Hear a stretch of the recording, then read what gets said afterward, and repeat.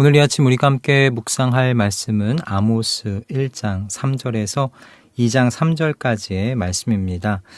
이 말씀을 오늘 1장 3절에서 5절 그리고 2장 1절에서 3절 말씀 읽고 하나님께서 우리에게 주신 말씀의 은혜를 함께 나누도록 하겠습니다.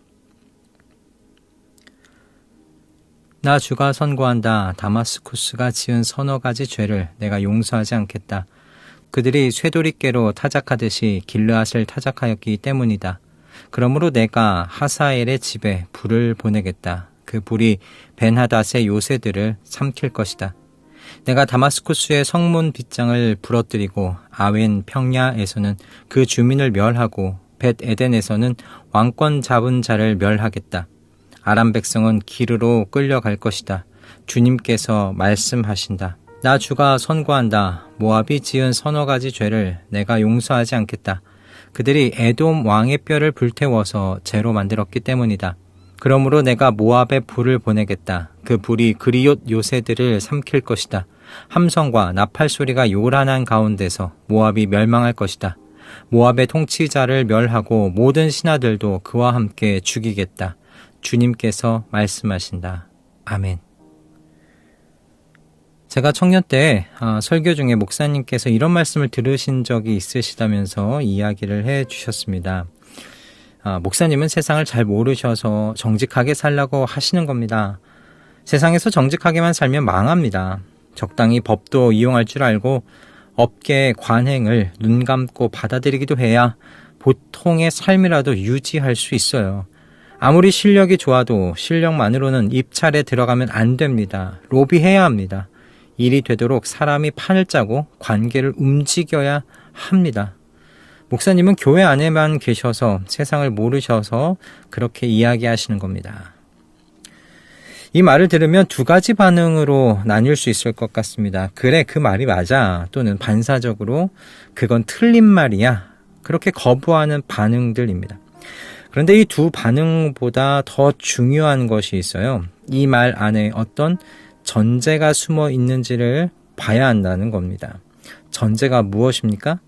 하나님의 말씀은 교회 안에서는 맞지만 바깥 세상 전부에 그대로 들어맞진 않는다라는 거죠. 여러분, 이 전제가 굉장히 무섭습니다. 우리는 입으로는 하나님은 온 세상의 주인이십니다 하고 그렇게 고백하죠.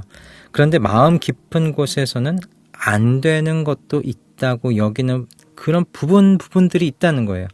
각자의 일터의 어느 부분에서는 다른 법이, 세상의 법이 적용된다고 생각하는 그런 부분들이 있다는 거죠. 그런데 오늘 우리가 보는 아모스는 그렇게 말하지 않습니다.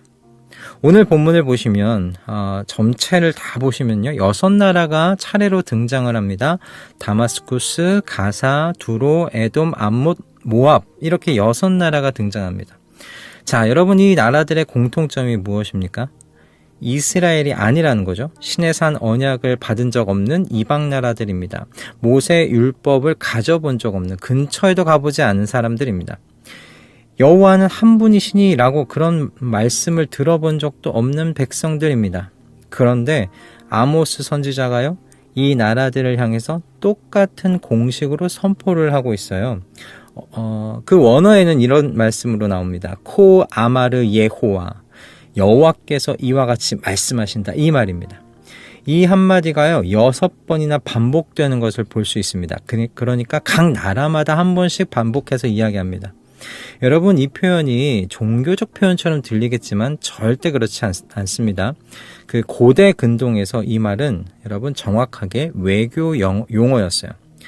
왕이 자기 통치 아래에 있는 속국에 사신을 보낼 때 그 사신이 가장 먼저 외치는 공식적인 선언이었어요. 왕의 어명이 왔다, 너는 들으라, 이런 말입니다. 그런데 이런 공식 선언을 어디다가 지금 하고 있어요? 다마스쿠스, 가사, 두로, 에돔, 암몬, 모압에 하고 있는 겁니다. 여러분, 그렇다면 이게 무슨 뜻이겠어요? 여호와 하나님은 이스라엘만의 부족신이 아니라 다마스쿠스의 왕도, 가사의 왕도, 두로의 왕도 모두 다스리시는 온 세상의 왕이시다라는 것이죠.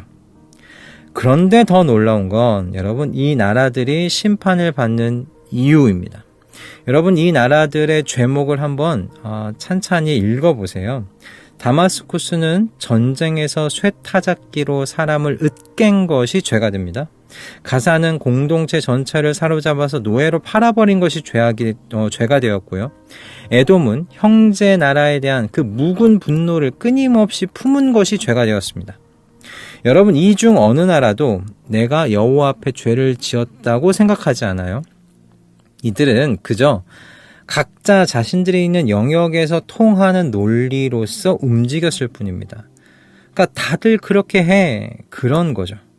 다마스쿠스는 이건 전쟁 전략의 하나야 라고 했을 것이고, 가사는 이건 국제무역이야, 나만 이렇게 노예들을 판매하는 게 아니야 라고 했을 겁니다. 그런 논리인 겁니다. 그런데 이 모든 논리 위로 여호와께서 이와 같이 말씀하신다 라고 하시는 거예요. 그럼 어떻게 말씀하십니까? 내가 용서하지 않겠다고 여호와께서 말씀하셨다는 거예요. 최고의 왕께서 내리신 판결이 바뀌지 않는다는 겁니다.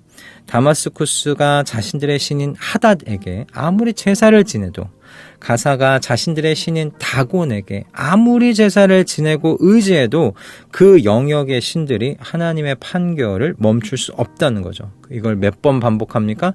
6번 각 나라마다 반복합니다. 여러분 이 본문의 내용이 우리에게 말하고자 하는 건, 던지고자 하는 메시지는 분명합니다. 이 세상에 하나님의 통치가 닿지 않는 곳은 없다는 거예요. 종교의 영역과 세상의 영역이 따로 있는 것이 아니라는 겁니다. 교회의 자리와 일터의 자리가 다른 법으로 각자 굴러다니는 것이 아닌 거예요. 다마스쿠스의 전쟁터에서, 가사의 노예시장에서, 에돔의 국경 분쟁에도 여호와께서 이렇게 말씀하신다가 선포되었다면, 여러분 오늘 저희의 사무실에서도, 저희의 거래처에서도, 저희의 가정에서도 똑같이 하나님의 말씀은 그 각각의 영역을 다스리고 통치하고 계신다는 겁니다. 그러니 서론에서 목사님께서 들으셨다는 하나님의 말씀은 교회 안에서만 통하는 말씀인 것 같아요. 여러분 이건 아모스 시대의 이방 나라들이 한 것과 같은 잘못입니다. 다마스쿠스가 이건 전쟁의 논리야 라고 한 것처럼, 우리는 이건 직장 안에서의 논리야, 이건 많은 사람들이 살아가고 있는 그런 세상의 논리야, 다른 사람들도 다 그렇게 사는 논리야 라고 해버리면, 여러분 그 순간 우리는 하나님을요 부족 신쯤으로 만들고 마는 겁니다. 작은 하나님이 되시게 만드는 거죠. 그러니 여러분 이 메시지 앞에서 우리의 삶을 한번 들여다보았으면 합니다.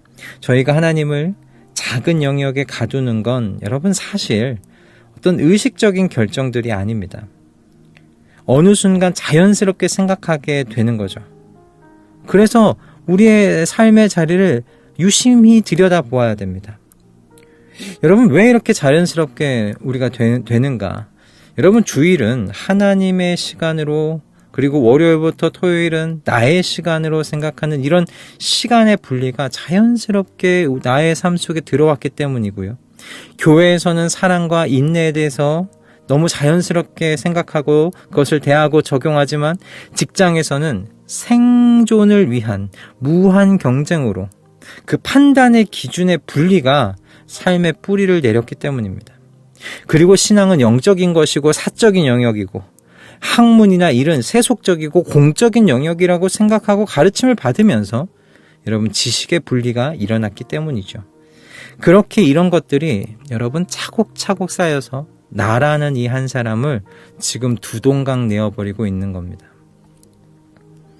그런데 이렇게 한 사람이 두동강이 났으면서도 이것이 편하게 느껴지는 이유는 우리가 사는 세상이 그야말로 정말 복잡하기 때문입니다.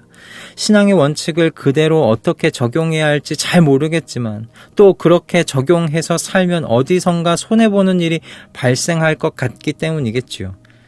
이런 상황을 모른 척하고 그래도 하나님을 믿으세요 하고 권면만 하면 정말로 교회는 세상을 모르는 것과 다른 없을 겁니다. 왜 이런 세상 속에서도 하나님을 의지하고 믿어야 하는지 그 이유를 말해줘야 하는데, 아모스가 바로 이렇게 말하고 있다는 거예요. 그 복잡해 보이는 세상 한가운데에 하나님께서 왕으로 이미 계시다는 겁니다. 그러므로 아무리 복잡해 보여도 왕의 명령과 원리가 세상을 보존하고 존재하게 하는 절대적인 원리가 된다는 말씀인 거죠. 모든 거래와 전쟁과 협상의 그 자리에 하나님이 통치자로서 임하고 계십니다. 할렐루야. 20세기 영국의 작가이자 신학자였던 도로시 세이어즈가 이런 말을 했습니다. 교회가 성실한 목수에게 흔히 하는 말이 있다. 술 마시고 추태 부리지 말고 주일에 교회 나오세요. 그러나 교회가 그에게 정작 해야 할 말은 이것이다. 당신의 신앙이 당신에게 가장 먼저 요구하는 것은 좋은 탁자를 만드는 것입니다. 여러분, 이렇게 신앙과 삶의 현장이 통합되어 가야 합니다. 그리고 그것은 거창하게 시작하는 것이 아닙니다. 내 손에 맡겨진 바로 그 일, 내가 오늘 마주하는 거래처 사람, 내 앞에 놓여있는 서류들, 바로 거기서부터 시작하게 되는 거죠. 그러니 오늘 이 아침 이 자리에서 우리 먼저 결단해 보십시다. 제가 더 이상 두 영역으로 쪼개져 살지 않겠습니다. 왕이신 하나님 앞에 다 내어드리겠습니다. 이 결단으로 오늘 하루를 시작하였으면 좋겠습니다. 말씀을 정리하겠습니다. 사실 목사님은 세상을 잘 모르십니다. 라는 이 말 틀리지 않을 수 있습니다. 그만큼 세상이 빠르고 복잡하게 변화되고 있기 때문입니다. 그러나 오늘 우리가 보고 있는 아모스의 하나님은요, 세상을 모르시는 분이 아니십니다. 다마스쿠스의 전장을 아셨고요. 가사의 노예시장을 아셨고요. 에돔 국경에서 어떤 일들이 벌어지고 있는지를 다 보고 아시는 하나님이셨습니다. 이 하나님께서 오늘 우리 직장과 우리의 거래처와 우리의 가정을, 그리고 우리의 오늘을 다 알고 계십니다. 네덜란드의 신학자이자 정치가였던 아브라함 카이퍼가 이런 말을 남겼어요. 온 우주 안에 단 한치도 그리스도께서 이것은 내 것이다 라고 말씀하지 않으시는 곳은 없다. 여러분, 우리 인생의 단 한 영역도 하나님의 통치 밖에 있는 것은 없습니다. 모든 곳이 하나님의 다스림 안에 있습니다. 여러분의 직장도, 거래처도, 이웃과 가정의 모든 곳이 말입니다. 오늘 아침 이 왕이신 하나님께서 저와 여러분을 부르고 계십니다. 왕이신 하나님의 부르심에 응답하며 각자의 자리에서 이 왕이신 하나님을 모시고 살아가는 저희의 하루가 되어지기를 주님의 이름으로 축복합니다. 할렐루야. 기도하겠습니다. 주님, 오늘 저희에게 필요한 말씀을 주셔서 감사합니다. 저희는 순간 세상에서 두 자아로 분리되어 살아갈 수 있는 연약한 사람들입니다. 그러니 하나님의 말씀의 통치가 저희의 삶의 자리를 하나 될 수 있도록 그렇게 다스려 주시옵소서. 모든 것이 다 하나님의 것이오니 하나님의 손이 닿지 않는 곳은 없습니다. 이 진리를 반드시 기억하며 온전한 하나님의 백성으로 이 하루를 살아갈 수 있도록 도와주시옵소서. 예수 그리스도의 이름으로 기도드립니다. 아멘.